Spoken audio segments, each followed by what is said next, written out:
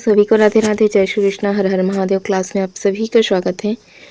अगर आप चैनल पर नए आए हुए हैं तो चैनल को सब्सक्राइब कीजिए। चलते हैं इसी पे क्लास की ओर। निम्नलिखित में से कौन मालवा पठार की महत्वपूर्ण नदी नहीं है? चंबल, केन, बेतवा। सिंध, बेतवा, केन, चंबल, ठीक है। और ये महानदी नहीं है।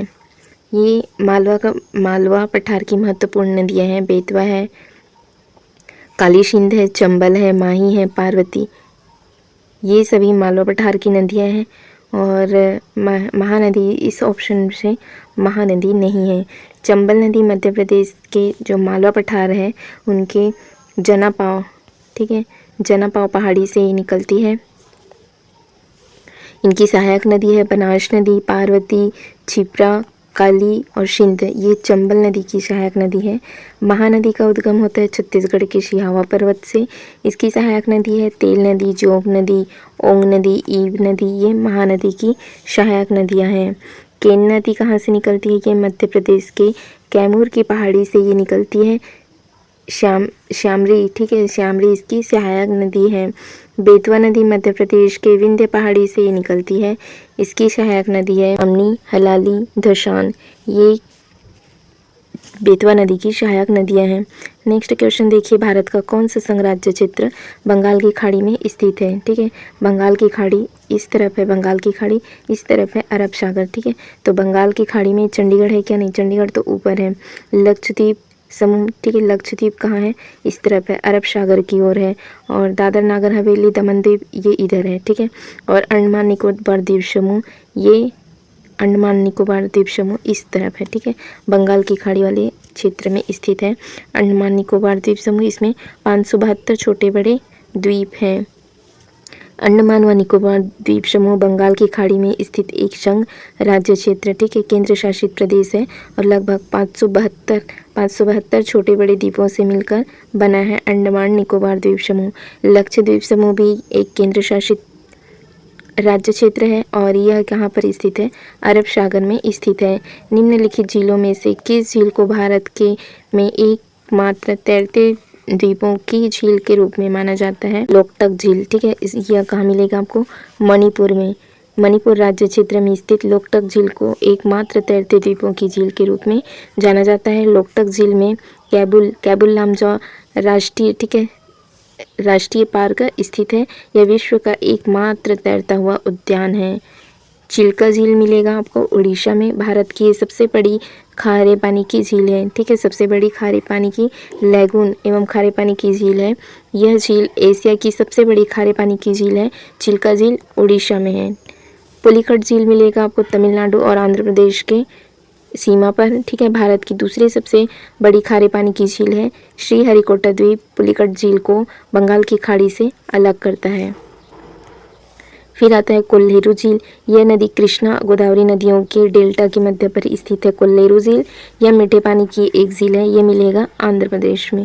नेक्स्ट क्वेश्चन देखिए, निम्नलिखित में से किस दाब पेटी को हार्श अक्षांश के रूप में भी इसको जाना जाता है? भूमध्य रेखीय निम्न दाब, उच्च दाब, ध्रुवीय निम्न दाब या उपोष्ण उच्च दाब? राइट आंसर होगा इसका उपोष्ण उच्च दाब।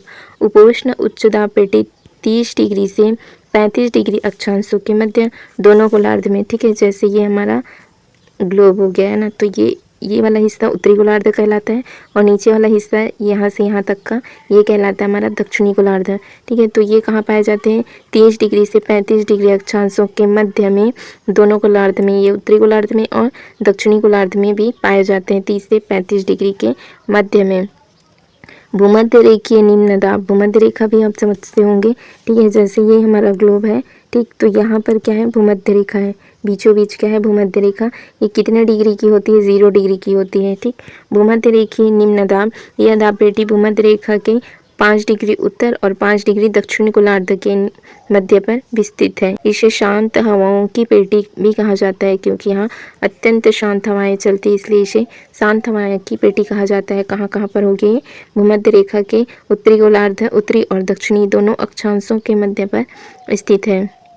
उपध्रुवीय निम्न वायु दाब देखिए, यह पेटी 60 डिग्री से 65 डिग्री अक्षांशों के मध्य ये भी दोनों गोलार्ध में पाई जाती है। उपध्रुवीय निम्न वायु दाब, इस बेल्ट पर निम्न दाब सक्रिय अभिकेंद्रीय बल के कारण यह बनता है।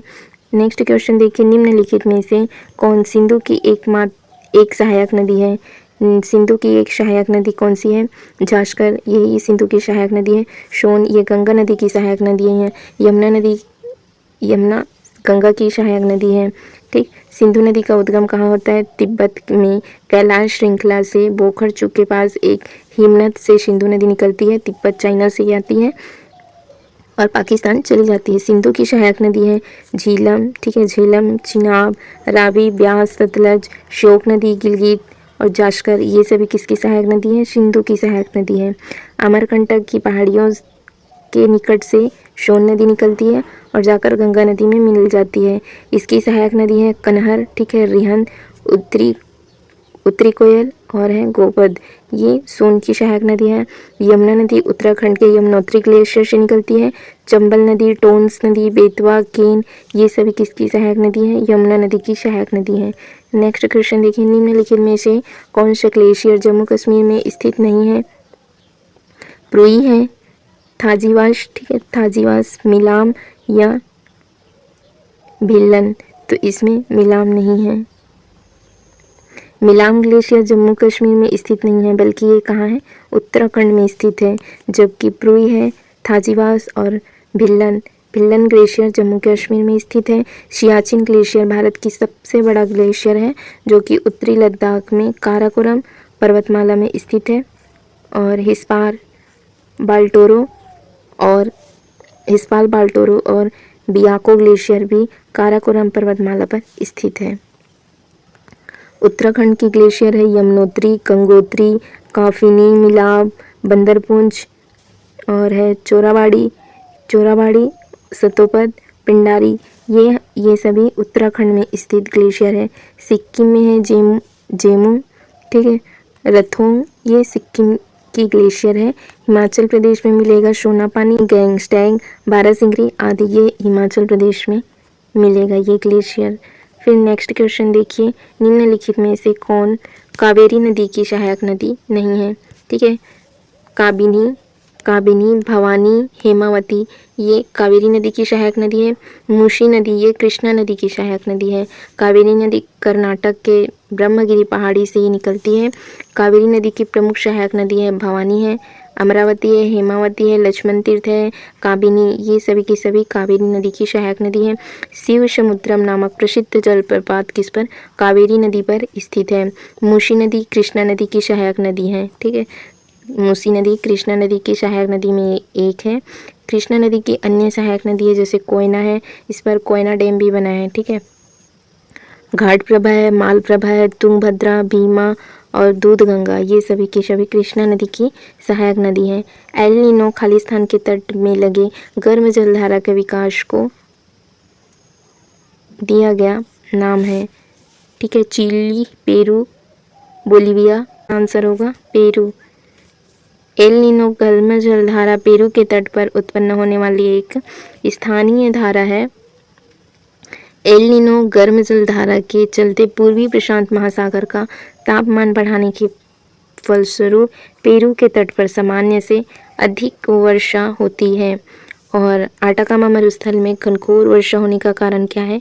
एल नीनो गर्म जलधारा ही है जिसके कारण आटाकामा मरुस्थल में अत्यधिक वर्षा होती है।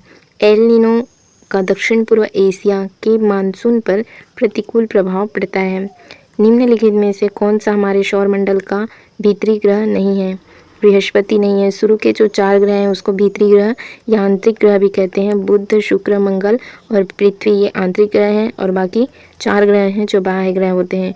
सौरमंडल में कुल 8 ग्रह हैं। इन ग्रहों को 2 भागों में बांटा गया है, एक बाह्य ग्रह और एक आंतरिक ग्रह। बाह्य व आंतरिक, ठीक है। आंतरिक ग्रह को भीतरी ग्रह भी कहते हैं।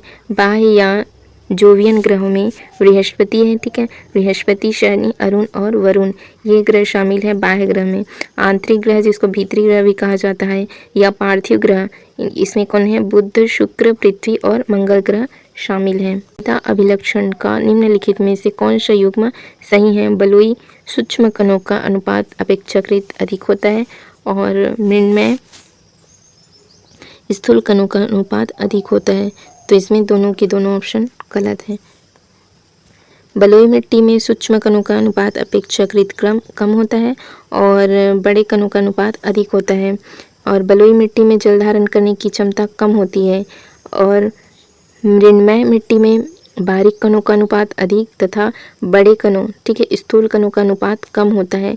इस मिट्टी में जल धारण की क्षमता सबसे अधिक होती है, ठीक है। इस मिट्टी में क्या होती है, जल धारण करने की क्षमता अधिक होती है और बलुई मिट्टी कम जल धारण करता है और सूक्ष्म कणों का अनुपात अपेक्षाकृत कम और बड़े कणों का अनुपात अधिक होता है। बलुई मिट्टी में बड़े कण होते हैं और मृगमय मिट्टी में क्या होते हैं, मृगमय मिट्टी में बारीक कणों का अनुपात अधिक होता है और बड़े कण इसमें कम होते हैं, इसलिए इसमें जल धारण करने की क्षमता अधिक होती है।